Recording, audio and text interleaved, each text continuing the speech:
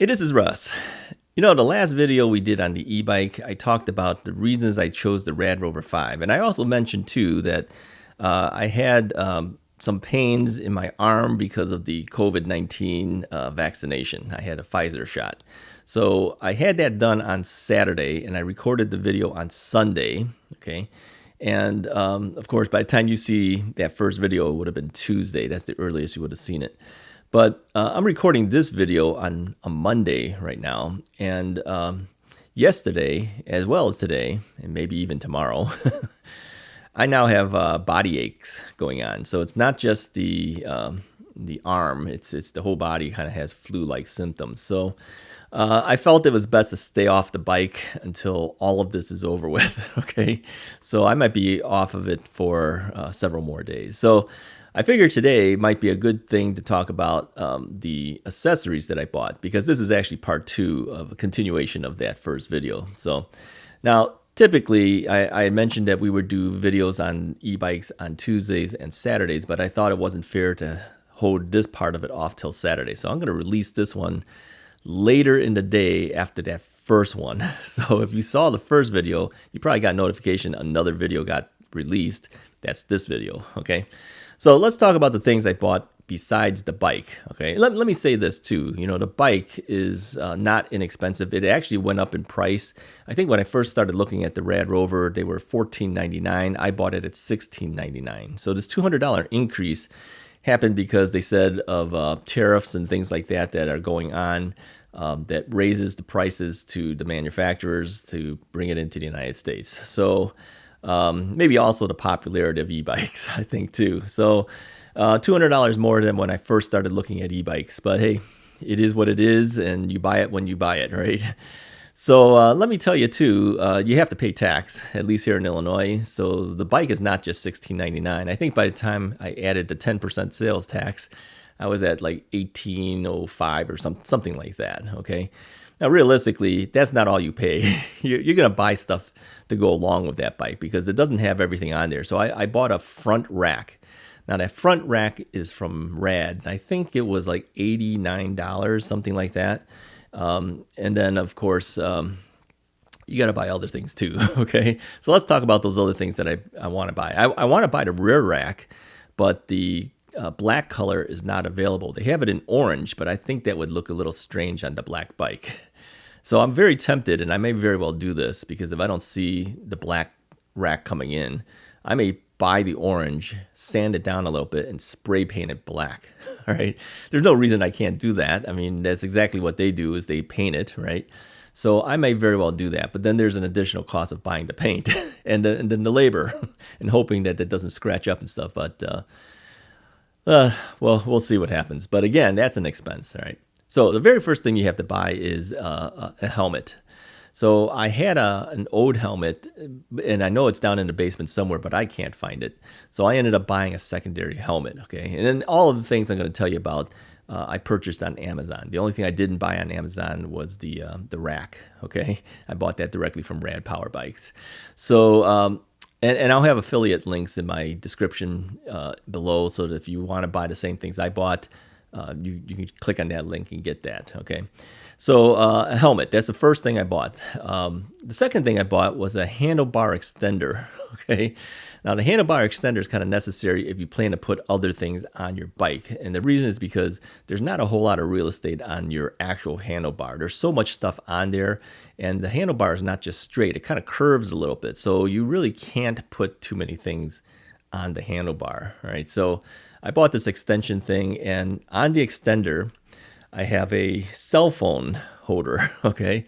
This cell phone holder is actually pretty good. It will actually allow me to keep a case on my phone, and I have one of those, I think they call it a pop socket, where you hold on to, where's my phone? Let me grab the phone here. One of these things, okay? I have one of these things attached to it. You know, it's so that you can put your fingers here and it kind of holds your phone up. Well, when you push this down, okay, this thing still sticks out a little bit. And the cell phone holder that I have will allow me to keep the cell phone in its case with the pop socket inside the cell phone holder. Okay, it's a little tight, but it works. Okay, so I like that cell phone holder quite a bit. It does a good job. So does the extension bar. Okay, besides the cell phone holder, I put a Bluetooth speaker on that extension bar. And the reason is because, when I'm riding along, I want to listen to some music. You shouldn't wear headphones or earbuds or any type of thing like that, or Bluetooth type earphones, because you're blocking out noises that you really kind of need to hear in order to make decisions when you're riding a bike. So I put a Bluetooth speaker, and this speaker is actually pretty decent. Now, it sounds better when you're in the house and you play it because you have the room acoustics going on. But outside, you kind of lose bass response and things like that. But I think that would happen for most speakers unless you got a really big speaker. So this is kind of a small one. So it works well. It also plays wave files. Okay, it doesn't seem to play MP3, MP4s. But if you're able to put onto a micro SD card wave files of music, it'll play that right off of that. Otherwise, you can Bluetooth everything from your phone, so whatever you have on your phone will play directly on there. So that's what I use. Now, another thing I purchased was a pedal wrench. Okay, this is something I kind of feel they should really include in the bike, because really, if you want to put your pedals on the bike properly, you got to wrench it down, and you can't use a standard crescent wrench because it's too thick. All right, so you need a thinner wrench, and so they make a thing specifically called a pedal wrench.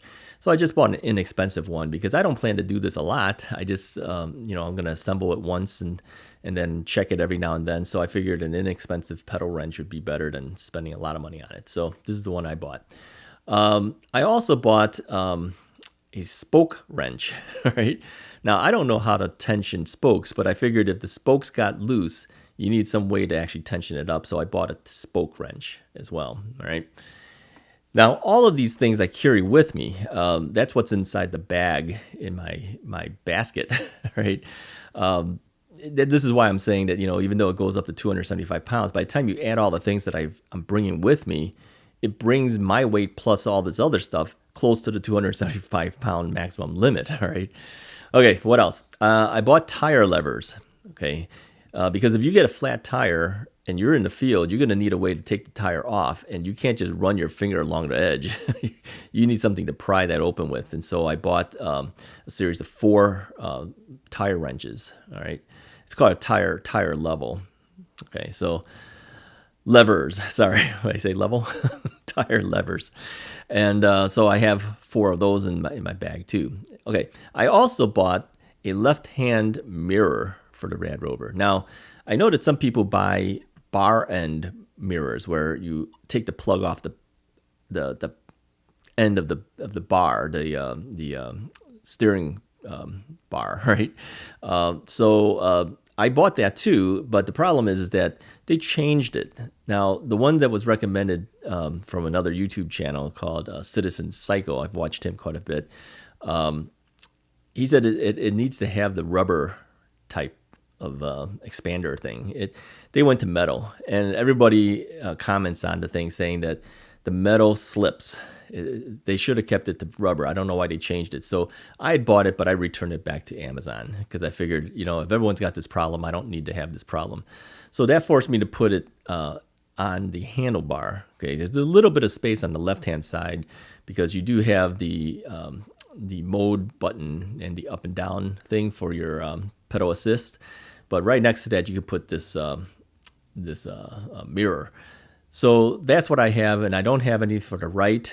You can buy a right-handed mirror too. I bought the left only because there's not a whole lot of space on the right side, and I figured, well, if we're riding on the right, I don't really need to see the right that much, but I do need to see if there's traffic coming from behind me from a car. Okay, so I have a left-handed mirror on there.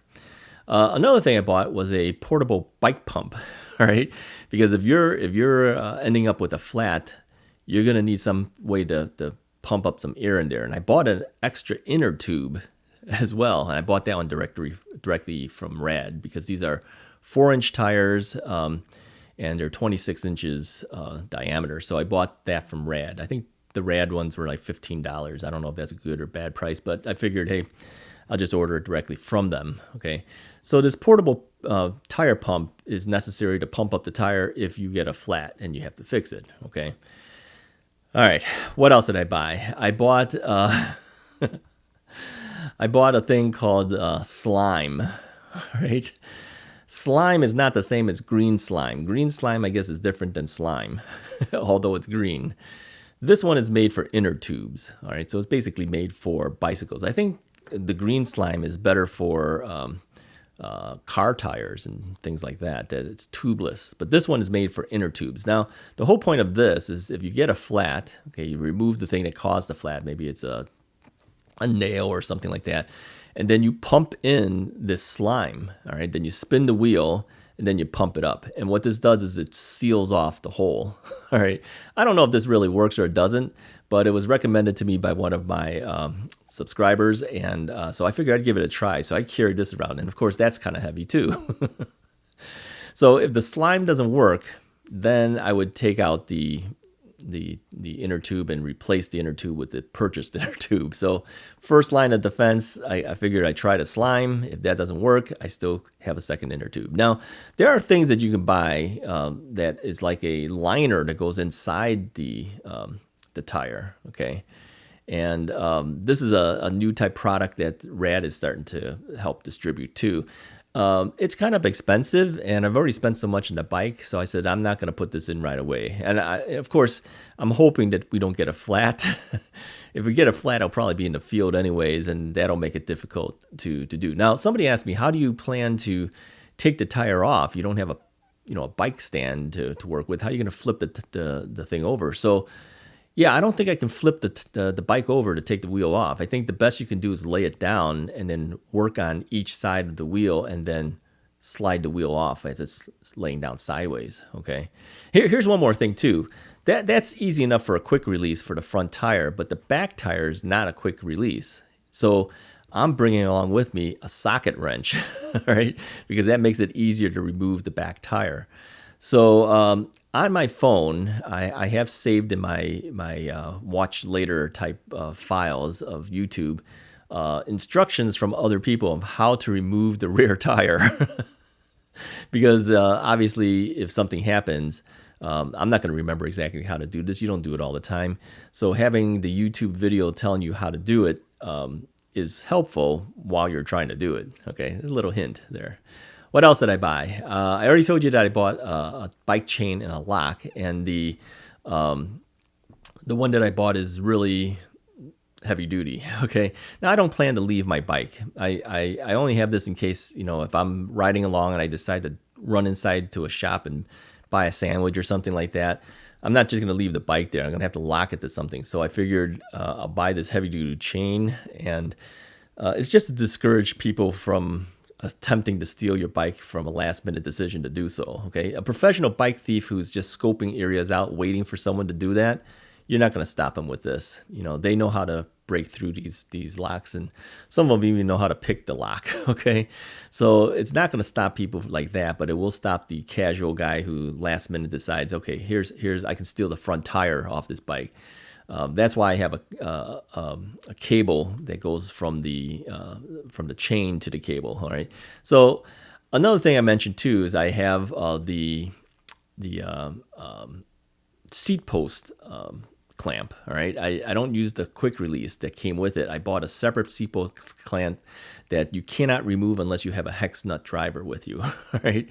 So it's just an extra line of defense for the casual guy who just says, hey, I'm just going to steal the seat off this bike. They can't do that unless they have a hex driver, right? So I bought that and carried that along with me too. What else did I buy? Let me mention too that a lot of people with these locks, they buy the U-bolt, the U-shaped locks from Kryptonite. I bought one of those first, but I found that they don't work on big 4-inch tires, okay? It's not wide enough. So I ended up having to return it. And some of the other people buy the Abus lock. Nobody has it in stock, okay? It is lighter in weight. My chain and lock is like 10 pounds and something, okay? The Abus, I think, is like 4.5 pounds, something like that. It's a bar system, okay, that kind of you can expand out. It's not as strong from what they tell me compared to just a heavy duty chain and lock, but it's a lot lighter in weight. So if you can get an ABIS, that's something to consider. Otherwise, get the big heavy chain like I did. The chain supposedly is a better thing to use, and it's more common, I guess, to use a chain. But man, that thing's over 10 pounds. All right. And I didn't get the 5-foot one. I bought the 3-foot one. All right. Because I'm just going to be doing the back tire and the frame and lock that to the bike rack. And then the cable will take care of my front tire. All right. All right, I think that's pretty much all the things that I have. I still need to buy the rear rack from Rad. All right, they don't have it in black. I may spray paint it. I think I mentioned that already. So anyways, add that stuff all up, okay? You can do that yourself. I'm not going to say it on the air here, but yeah, it's hundreds of dollars more. My wife is not happy. But you want certain things to protect your investment, and you also want to be able to be safe. You want to be able to change your tire if you're in the field and you get a flat. These are things I think are kind of important. Anyways, if you like the video, hit the like button, hit the subscribe button, and hopefully next time I'll be back out on the road and I can take you guys out on the bike. Talk to you guys next time.